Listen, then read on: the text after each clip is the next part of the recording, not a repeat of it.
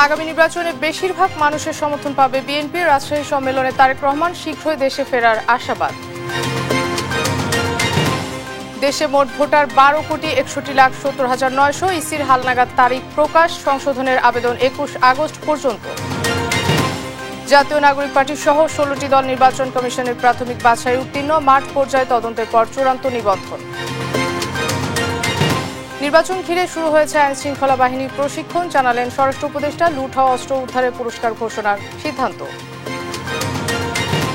এবং প্রধান উপদেষ্টা মালয়েশিয়া যাচ্ছেন কাল। কলকাতা আওয়ামী লীগের অফিসের বিষয়টি পর্যবেক্ষণ করছে সরকার, জানালেন প্রেস সচিব।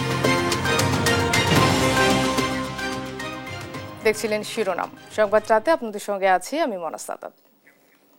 এবার বিস্তারিত। বিএনপির উপর দেশের মানুষের আস্থা আছে, যার প্রতিফলন আগামী নির্বাচনে ঘটবে বলে আশা করছেন বিএনপির ভারপ্রাপ্ত চেয়ারম্যান তারেক রহমান। রোববার রাজশাহী মহানগর বিএনপির দ্বিপাক্ষিক সম্মেলনে কথা বলেন তিনি। পতিত সরকার দেশের সব প্রতিষ্ঠান ধ্বংস করে দিয়েছে উল্লেখ করে তারেক রহমান বলেন, নির্বাচিত হলে চ্যালেঞ্জ নিয়ে দেশ গড়ে তুলবে বিএনপি। এ সময় দেশবাসীর সঙ্গে দ্রুতই সরাসরি দেখা হবে বলে জানান তিনি। কাজী শাহেদের প্রতিবেদন। দীর্ঘ 16 বছর পর অনুষ্ঠিত হলো রাজশাহী মহানগর বিএনপির সম্মেলন। রোববার সকালেই নগরীর পাঠানপাড়ায় সম্মেলনস্থলে জমায়েত হয় নেতাকর্মীরা। দুপুরে শুরু হয় মূল আনুষ্ঠানিকতা। বিকেলে ভার্চুয়ালি যুক্ত হন বিএনপির ভারপ্রাপ্ত চেয়ারম্যান তারেক রহমান।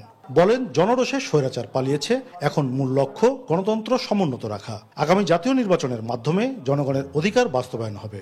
দেশের জনগণ বিএনপির উপরেই আস্থা রাখতে চাই বলে জানান তিনি। স্বৈরাচার বিতাড়িত হয়েছে, জনগণের রাজনৈতিক অধিকার ধীরে ধীরে প্রতিষ্ঠার দিকে এগিয়ে যাচ্ছে। আগামী নির্বাচনের মাধ্যমে জনগণের রাজনৈতিক অধিকার প্রতিষ্ঠার প্রথম পদক্ষেপ ইনশাল্লাহ বাস্তবায়িত হবে। আমরা দৃঢ়ভাবে বিশ্বাস করি, আগামী নির্বাচনে ইনশাল্লাহ দেশের অধিকাংশ জনগণের সমর্থন ধানের শীষ তথা বিএনপি পাবে। প্রতিত সরকার দেশের আইন শৃঙ্খলা, বিচার ব্যবস্থা, অর্থনীতি, শিক্ষা, স্বাস্থ্য খাত সহ সব কাঠামো ধ্বংস করে দিয়েছে।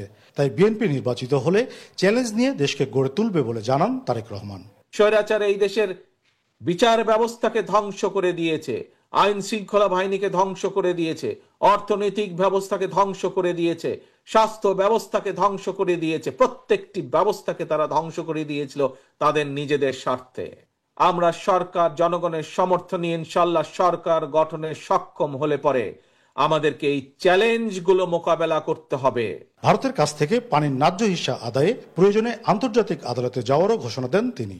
আমরা দেখেছি কিভাবে ফারাক্কার কারণে আজ পদ্মা নদী শুকিয়ে যাচ্ছে, পানির অভাবে কিভাবে চারিদিকে মরুভূমি হয়ে যাচ্ছে ধীরে ধীরে।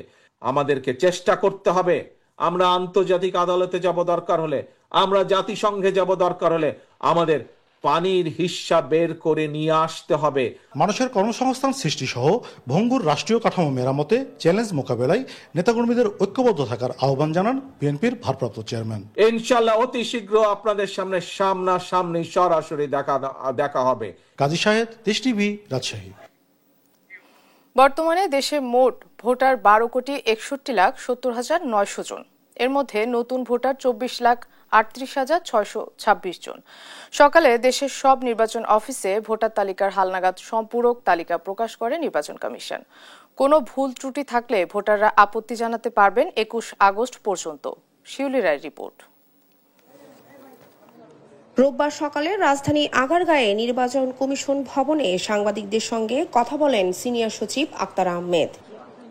জানান, এবার হালনাগাদে প্রায় 45 লাখ ভোটার অন্তর্ভুক্ত হয়েছে, আর 21,32,590 জন ভোটার মারা যাওয়া ও অন্যান্য কারণে বাদ পড়েছে। ফলে নতুন ভোটার যুক্ত হয়েছেন 24,38,626 জন।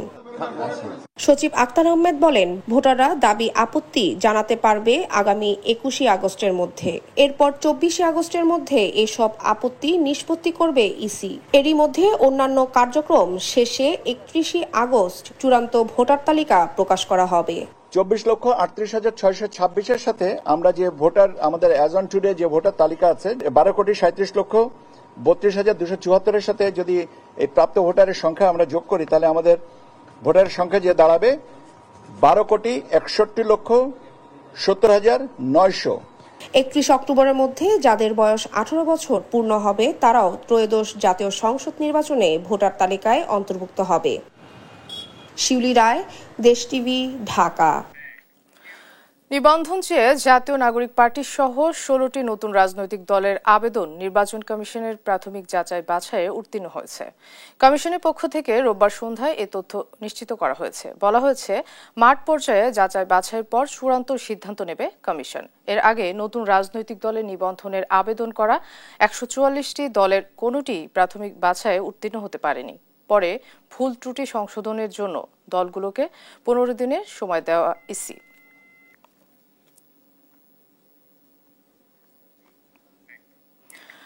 আগামী ফেব্রুয়ারির প্রথমার্ধে ত্রয়োদশ জাতীয় সংসদ নির্বাচনের প্রস্তুতি নিচ্ছে নির্বাচন কমিশন। এ ব্যাপারে জামায়াতে ইসলামীর কোনো আপত্তি নেই বলে জানিয়েছেন দলটির নায়েবে আমির ডক্টর সৈয়দ আব্দুল্লাহ মোহাম্মদ তাহের।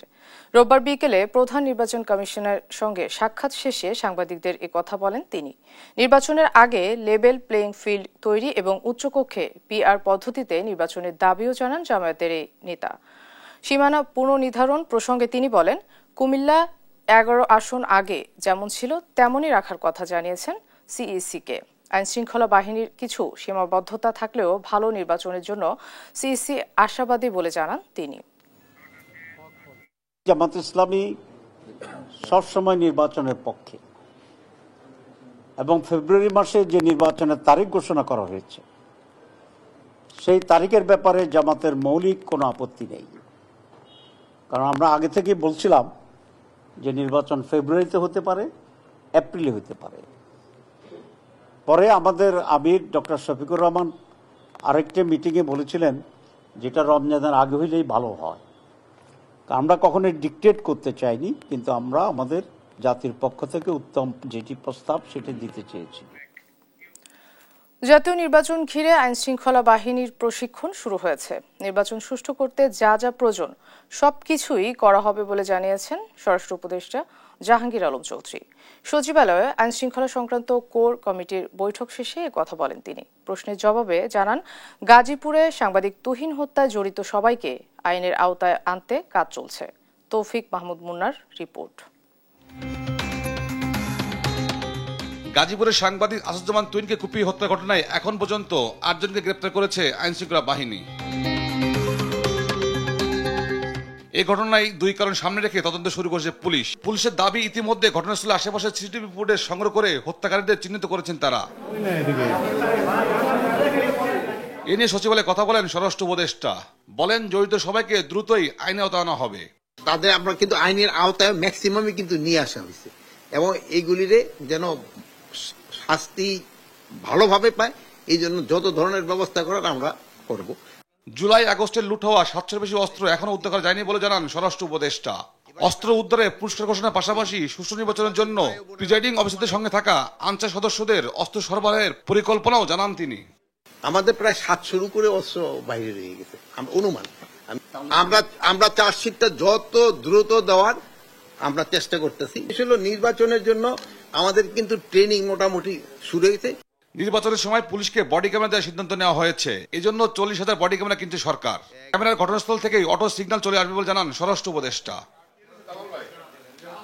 তৌফিক মাহমুদ মুন্না, দেশ টিভি, ঢাকা। 3 দিনের সফরে আগামীকাল মালয়েশিয়া যাচ্ছেন প্রধান উপদেষ্টা ডক্টর মোহাম্মদ ইউনূস।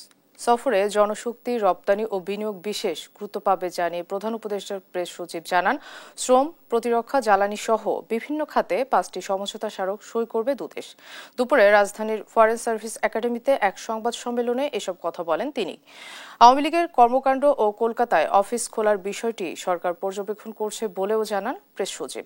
আরও জানাচ্ছেন তন্দ্রা তারুণ্য। আগামী 11 আগস্ট 3 দিনের সফরে মালয়েশিয়া যাচ্ছেন প্রধান উপদেষ্টা ডক্টর মোহাম্মদ ইউনূস। রোববার দুপুরে রাজধানীর ফরেন সার্ভিস একাডেমিতে সফরের বিস্তারিত তুলে ধরেন প্রধান উপদেষ্টার প্রেস সেক্রেটারি শফিকুল আলম। এ সফরে দুদেশের মধ্যে প্রতিরক্ষা, জ্বালানি সহ 5টি বিষয়ে সমঝোতা স্মারক সই হবে বলে জানান তিনি।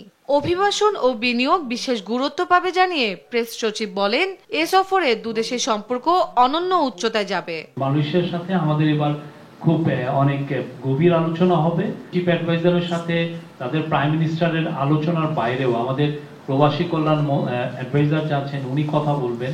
এ সময় নিরপেক্ষ নির্বাচন নিশ্চিত করাই সরকারের বড় দায়িত্ব বলেও জানান তিনি। সবাই যেন খুবই উৎসবের সাথে ভোট দিতে পারেন তাদের পরিবার পরিজন নিয়ে, সেই জন্যই আমরা তাতে প্রত্যেকটা ইলেকশন সেন্টারে 47,000 প্রত্যেকটা যাতে আমরা সিকিউরিটি ইনশিওর করতে পারি, সেই জন্য এই বডি ক্যাম্প প্রকিউরমেন্ট করা হচ্ছে। কলকাতায় আওয়ামী লীগের কার্যালয় ও অন্যান্য কর্মকাণ্ড নিয়ে প্রশ্নের জবাবে প্রেস সচিব বলেন, বিষয়টি পর্যবেক্ষণ করছে সরকার। তারা বাইরে কি করছে আমাদের অবশ্যই আমরা মনিটরিং করছি। তন্দ্রা তারণ্য, দেশ টিভি, ঢাকা। অল্প সময়ে করা সংস্কার ব্যর্থ হলে তার দায় শুধু অন্তর্বর্তী সরকারের নয়, সবার, এমন মন্তব্য করেছেন শ্রম উপদেষ্টা এম শাখাওয়াত হোসেন। আর বিএনপির স্থায়ী কমিটির সদস্য আমির খসরু মাহমুদ চৌধুরী বলেন, চাপিয়ে দেওয়া সংস্কার টেকসই হবে না। রোববার রাজধানীর একটি হোটেলে সিপিডির আয়োজিত সংলাপে এসব কথা বলেন তারা। এ সময় সরকারের পদক্ষেপে দেশের অর্থনীতি রক্ষা পেয়েছে বলে জানান সিপিডি নির্বাহী পরিচালক ফাহমিদা খাতুন। মোহাম্মদ আলাউদ্দিনের রিপোর্ট। আশা করি মনে রাখবেন। রোববার অন্তর্বর্তীকালীন সরকারের ৩৬৫ দিন শীর্ষক সংলাপ আয়োজন করে centre for policy dialogue CPD. এতে আইন শৃঙ্খলা, প্রশাসনিক স্থিতিশীলতা, অর্থনীতি পুনরুদ্ধার, শিক্ষা ও স্বাস্থ্য খাত পুনর্গঠন সহ নানা বিষয়ে কথা বলেন বক্তারা। ট্যাক্স বাড়াবেন, এটা বাড়াবেন, সেটা বাড়াবেন, নতুন সেক্টরেও তো আপনি কোনো কিছু ডেভেলপ করতে পারছেন না। ম্যানমেড ফাইবারে তো আমরা ট্যাপিংই করিনি। বিদ্যুতের ক্ষেত্রেও আমরা দেখতে পাচ্ছি যে আমাদের সামনে এই মুহূর্তে সিদ্ধান্ত না নিলে আমাদের কিন্তু সামনে আরো বিপদ আছে। পলিসিটা একটা লম্বা সময়ের জন্য থাকা উচিত এবং আগের থেকেই বলে দেওয়া উচিত। সিপিডি নির্বাহী পরিচালকের মতে, অন্তর্বর্তী সরকারের পদক্ষেপে দেশের ভঙ্গুর অর্থনীতি বড় ধরনের বিপর্যয় থেকে রক্ষা পেয়েছে। বেশ কিছু খাতে সংস্কার উদ্যোগ নিয়েছে, যেমন ব্যাংক খাতের মধ্যে অন্যতম উদ্যোগ, এবং এর ফলে আমরা দেখেছি রেমিটেন্স কিংবা রপ্তানি ইত্যাদিতে আয় বৃদ্ধি হয়েছে, বৈদেশিক মুদ্রা রিজার্ভ একটা ভালো অবস্থায় গেছে এবং এটার পতন ঠেকানো গেছে, এবং একটা বড় ধরনের অর্থনৈতিক বিপর্যয় থেকে অর্থনীতিকে রক্ষা করা গেছে। তবে দেশে আর্থিক খাতে স্থিতিশীলতা ফিরলেও রাজনীতিতে আসেনি বলে মন্তব্য করেছেন বাংলাদেশ ব্যাংক গভর্নর। আইন শৃঙ্খলা পরিস্থিতি নিয়েও অস্থিরতা কাটেনি জানিয়ে তিনি বলেন, এমন অবস্থায় বড় বিনিয়োগের আশা সমীচীন নয়। আমার স্টেবিলিটি আর্থিক খাতে কেবল এসেছে, রাজনৈতিক খাতে তো এখনো আসে নাই, সিকিউরিটি সিচুয়েশনও তো এখনো আনস্টেবল। তো সবকিছু মিলিয়ে এখনই কেউ বিনিয়োগে ঝাঁপিয়ে পড়বে এই প্রত্যাশা যদি কারো থাকে, আমি বলবো সেটা কাল্পনিক। রাজনৈতিক সংস্কৃতির পরিবর্তন ছাড়া চাপিয়ে দেয়া সংস্কার টেকসই হবে না বলে জানান বিএনপি স্থায়ী কমিটির সদস্য আমির খসরু মাহমুদ চৌধুরী। জানান, বিএনপি ক্ষমতায় গেলে ব্যবসায়ীরা স্বচ্ছতার সঙ্গে স্বাধীনভাবে ব্যবসা করতে পারবে। ট্রেড বডিকে আমরা দেব, আপনারা সেলফ রেগুলেট করবেন, ট্রান্সপারেন্টলি করবেন, উইথ ক্যাপাসিটি বিল্ডিং করেন, will give it to you. অল্প সময়ে সংস্কার ব্যর্থ হলে তার দায় শুধু অন্তর্বর্তী সরকারের নয়, সবার বলে মন্তব্য করেন শ্রম উপদেষ্টা শাখাওয়াত হোসেন। আমরা চেষ্টা করেছি ভাই, যদি ফেলিওর হয়ে থাকে তাহলে আমার একার ফেলিওর না, আপনাদেরও ফেলিওর। মত প্রকাশের স্বাধীনতা সহ মানুষের মৌলিক অধিকার নিশ্চিতে সরকার কাজ করছে বলেও জানান উপদেষ্টা। মোহাম্মদ আলাউদ্দিন, দেশ টিভি, ঢাকা। শুধু রাষ্ট্র কাঠামোর সংস্কার করে কাঙ্ক্ষিত মানবিক রাষ্ট্র ব্যবস্থা প্রতিষ্ঠা করা সম্ভব নয় বলে মনে করেন বিএনপির স্থায়ী কমিটির সদস্য সালাউদ্দিন আহমদ। তার মতে, মানবিক রাষ্ট্র গড়তে প্রয়োজন রাষ্ট্র পরিচালনাকারীদের মানসিকতার পরিবর্তন। রোববার বিকেলে গুলশান কার্যালয়ে আমরা বিএনপি পরিবার আয়োজিত জুলাই গণঅভ্যুত্থানে আহত ও দুরারোগ্য রোগে আক্রান্তদের চিকিৎসা সহায়তা প্রদান অনুষ্ঠানে এসব কথা বলেন তিনি। সালাউদ্দিন আহমদ বলেন, শুধু গণ অভ্যুত্থানে নয়, বরং গেল 16 বছরের গণতান্ত্রিক আন্দোলনে যারা গুম, খুন, নির্যাতনের শিকার হয়েছেন তারা সবাই জাতীয় বীর। পতিত ফ্যাসিস্টদের কোনো অনুশোচনা নেই বলেও মন্তব্য করেন সালাউদ্দিন আহমদ। রাষ্ট্র কাঠামোর সংস্কারের মধ্য দিয়ে কাঙ্ক্ষিত মানবিক রাষ্ট্র ব্যবস্থা আসলে অর্জিত হয় না, কারণ এই রাষ্ট্র ব্যবস্থাটা যারা পরিচালনা করবে তাদের মানসিক সংস্কার হওয়া দরকার, জনগণের মানসিক সংস্কার হওয়া দরকার। সরকার আমাদের জন্য কি করবে তা নয়, জনগণ দেশের জন্য কি করবে সেটাও ভাবতে হবে। দাম্ভিক আচরণ আমরা যতই দেখব, আমাদের মনে হবে যেন আমরা ভবিষ্যতে এরকম কোন রকমের ফেসিবাদের উৎপত্তি না হতে দিই, সেভাবেই যেন আমরা রাষ্ট্র ব্যবস্থাটা পরিচালিত করি। শুধু কক্সবাজারের ঘটনা নয়, প্রতিনিয়ত এনসিপির শীর্ষ নেতারা মিডিয়া ট্রায়ালের শিকার হচ্ছে বলে অভিযোগ করেছেন জাতীয় যুব শক্তির আহ্বায়ক তরিকুল ইসলাম। রোববার বিকেলে সংগঠনের কেন্দ্রীয় কার্যালয়ে জাতীয় যুব সম্মেলন উপলক্ষে সংবাদ সম্মেলনে এক অভিযোগ করেন তিনি। বলেন, বিভিন্ন রাজনৈতিক পক্ষ তরুণ নেতৃত্বকে মেনে নিতে পারছেন না বলে নানাভাবে চক্রান্ত চলছে। তরুণ নেতৃত্ব না থাকলে নতুন বাংলাদেশের অগ্রযাত্রা ব্যাহত হবে। আগামী 12ই আগস্ট যুব ইশতেহার প্রকাশ করা হবে বলেও জানান তরিকুল ইসলাম।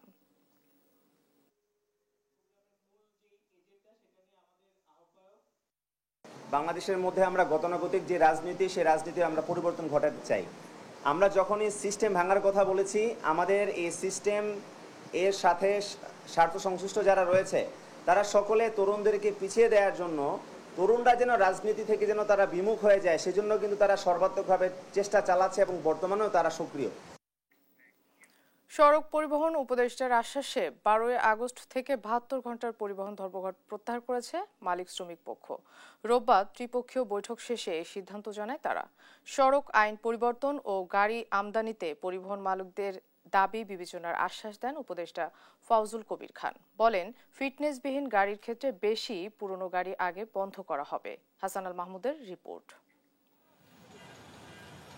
বাণিজ্যিক মোটরযানের ইকোনমিক লাইফ 30 বছর করা সহ 8 দফা দাবিতে আগামী 12 আগস্ট থেকে 72 ঘন্টার পরিবহন ধর্মঘটের ডাক দেয় পরিবহন মালিক শ্রমিকরা। এরই প্রেক্ষিতে রোববার রাজধানীর বিদ্যুৎ ভবনে মালিক শ্রমিকদের সঙ্গে বৈঠকে বসেন সড়ক পরিবহন মন্ত্রণালয়ের উপদেষ্টা ফাউজুল কবির খান। যোগ দেয় স্বরাষ্ট্র মন্ত্রণালয়ের জননিরাপত্তা বিভাগ, এনবিআর ও পুলিশ কমিশনারগণ। প্রায় 1 ঘন্টার বৈঠক শেষে পরিবহন ধর্মঘট প্রত্যাহারের ঘোষণা দেয় মালিক শ্রমিক প্রতিনিধিরা। সরকারকে আমরা বোঝাতে পেরেছি যুক্তিসম্মত আইন আমরা ধর্মঘটটা করে কিন্তু নিজের কর্তৃত্ব এবং কৃতিত্ব দেখানো না। দেশটা আমাদের, দেশটা আপনাদের, দেশের সবাই। আমরা সে কারণে আমরা সরকারের এই উদ্যোগে আমরা একমত হয়ে আহত ধর্মঘট আগামী 12 তারিখ থেকে মালিক শ্রমিকরা মিলে সর্বসম্মত সিদ্ধান্ততে সভাপতিকে অকুণ্ঠ সমর্থন দিয়েছে। তার গৃহীত সিদ্ধান্তের সাথে একমত করে ধর্মঘট প্রত্যাহারের ঘোষণা। পরে উপদেষ্টা বলেন, গাড়ি আমদানিতে একটি বিশেষ দেশের ওপর নির্ভরতা কমাতে অন্য দেশ থেকে আমদানির সুযোগ, দুর্ঘটনায় ক্ষতিগ্রস্ত গাড়িগুলোকে অযথা হয়রানি বন্ধ, সড়ক পরিবহন আইনের সংস্কারের প্রস্তাবগুলো বিবেচনা করবে সরকার। কোনো একটা নির্দিষ্ট দেশের উপর যাতে আমাদের গণযোগাযোগ ব্যবস্থা নির্ভরশীল যাতে না হয়, তো এই জন্য অন্যান্য সোর্স থেকে যাতে গাড়ি আসতে পারে, তো সেই জন্য ওনারা আমদানি নীতিতে কিছু পরিবর্তন চাচ্ছেন। ওনাদের জন্য একটা হাসপাতাল যেখানে কি বলে শ্রমিক মালিকদের একটা অগ্রাধিকার থাকবে, সেটাও আমরা স্বাস্থ্য মন্ত্রণালয়ের স্বাস্থ্য সচিব আছেন, ওনারা আমরা এটা দেখব। শ্রমিক কল্যাণ তহবিল, তো সেটাও আমরা কেন কার্যকর হয় না এটা এবং কিভাবে কার্য করা যায় সেটা আমরা দেখব। তবে ফিটনেসবিহীন গাড়ির ক্ষেত্রে সবচেয়ে পুরনোগুলো আগে জব্দ করা হবে বলে জানান উপদেষ্টা। 60 দিনের মধ্যে আমরা একটা খসড়া। হাসান আল মাহমুদ, দেশ টিভি, ঢাকা। বন অধিদপ্তরের 1,500 কোটি টাকার সুফল প্রকল্পে দুর্নীতির অভিযোগ অনুসন্ধান শুরু করেছে দুদক। অভিযুক্তদের তালিকায় আছেন প্রধান বন সংরক্ষক আমির হোসেন চৌধুরী, প্রকল্প পরিচালক গোবিন্দ রায় সহ সংশ্লিষ্ট কর্মকর্তারা। একই সঙ্গে ডিপিডিসির তত্ত্বাবধায়ক প্রকৌশলী আব্দুর রাজ্জাকের বিরুদ্ধে নিম্নমানের যন্ত্রপাতি সরবরাহ সহ নানা দুর্নীতির অভিযোগ অনুসন্ধান করেছে সংস্থাটি। ফজলে আদিত্যের রিপোর্ট। পরিবেশের ভারসাম্যের মোট ভূখণ্ডের 25% বনভূমি দরকার হয়। এই লক্ষ্য সামনে রেখে 2018 সালে টেকসই বন ও জীবিকা শীর্ষক সুফল প্রকল্প নেয় বন অধিদপ্তর। 1,500 কোটি টাকার এই প্রকল্পটি বন মন্ত্রণালয়ের সবচেয়ে বড় উদ্যোগ হলেও দুদকের অভিযোগ, মাঠ পর্যায়ে এর প্রায় সর্বত্রই হয়েছে দুর্নীতি। গেল ফেব্রুয়ারিতে দুদকের অভিযানে মেলে কাগজ কলমে কাজ দেখিয়ে অর্থ আত্মসাতের প্রমাণ। এতে প্রধান বন সংরক্ষক আমির হোসেন চৌধুরী, প্রকল্প পরিচালক গোবিন্দ রয় সহ কয়েকজনের নাম আসে। সুফল প্রকল্প, যেটা প্রকল্পের দুর্নীতির অভিযোগ আসার প্রেক্ষিতে দুর্নীতি দমন কমিশন গত 26 ফেব্রুয়ারি একটা অভিযান পরিচালনা করে। অভিযানের প্রেক্ষিতে অভিযানের যে তথ্য উপাত্ত পাওয়া গেছে তার প্রেক্ষিতে দুদক তারা প্রতিবেদন সাবমিট করলে দুদক এ বিষয়ে অনুসন্ধান করছে। এদিকে নিজের প্রতিষ্ঠানের তৈরি নিম্নমানের বৈদ্যুতিক সরঞ্জাম ডিপিডিসিতে সরবরাহ, পদোন্নতিতে অনিয়ম এবং অবৈধ সম্পদ অর্জনের অভিযোগে সংস্থাটির তত্ত্বাবধায়ক প্রকৌশলী আব্দুর রাজ্জাকের বিরুদ্ধেও অনুসন্ধান শুরু হয়েছে। ডিপিডিসির একজন তত্ত্বাবধায়ক প্রকৌশলী, তার বিরুদ্ধে যে অভিযোগ ছিল, উনি নিজে কোম্পানি করে তার প্রোডাক্ট বিভিন্ন গ্রাহকের কাছে বিক্রিতে উৎসাহিত করতেন, প্রলুব্ধ করতেন, আর ক্ষমতার অপব্যবহারের তার বিরুদ্ধে অভিযোগ আছে, সেই অভিযোগের অনুসন্ধান চলছে। এদিন ঋণের নামে অর্থ আত্মসাতের অভিযোগে অগ্রণী ব্যাংকের সাবেক এমডি সৈয়দ আব্দুল হামিদ সহ বর্তমান ও সাবেক 16 কর্মকর্তাকে আগামী 12 ও 13 আগস্ট তলব করেছে দুদক। ব্যক্তিগত শুনানির জন্য ডাকা হয়। ফজলে আদিত্য, দেশ টিভি, ঢাকা। স্যাটেলাইট সেবা ও টেলিভিশন রেটিং পয়েন্ট টিআরপি সেবা বাণিজ্যিকভাবে গ্রহণের জন্য বাংলাদেশ স্যাটেলাইট কোম্পানি লিমিটেডের সঙ্গে 2টি চুক্তি সই করেছে দেশ টিভি। রোববার রাজধানীর কাকরাইল এইচআর ভবনে দেশ টিভির চেয়ারম্যান সাবের হোসেন চৌধুরী ও বিএসসিএল এর মহাব্যবস্থাপক শাহ আহমেদুল কবির নিজ নিজ প্রতিষ্ঠানের পক্ষে চুক্তিতে সই করেন। চুক্তিপত্র স্বাক্ষর অনুষ্ঠানে উপস্থিত ছিলেন কর্ণফুলী গ্রুপের সিনিয়র নির্বাহী পরিচালক এসপি জামান, দেশ টিভির নির্বাহী পরিচালক ও বার্তা প্রধান মহিউদ্দিন, নির্বাহী সম্পাদক ফারুক হোসেন ও কর্ণফুলী গ্রুপের মহাব্যবস্থাপক আনিসুজ্জামান।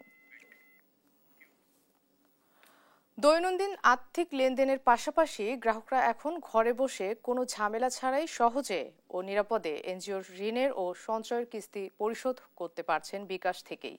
ব্র্যাক, টিএমএসএস, এসএসএস পদক্ষেপ, ব্যুরো বাংলাদেশ শক্তি ফাউন্ডেশনের মতো শীর্ষস্থানীয় প্রায় 53টি এনজিওর গ্রাহকরা বিকাশ অ্যাপ থেকেই ঋণ ও সঞ্চয়ের কিস্তি পরিশোধ করতে পারছেন।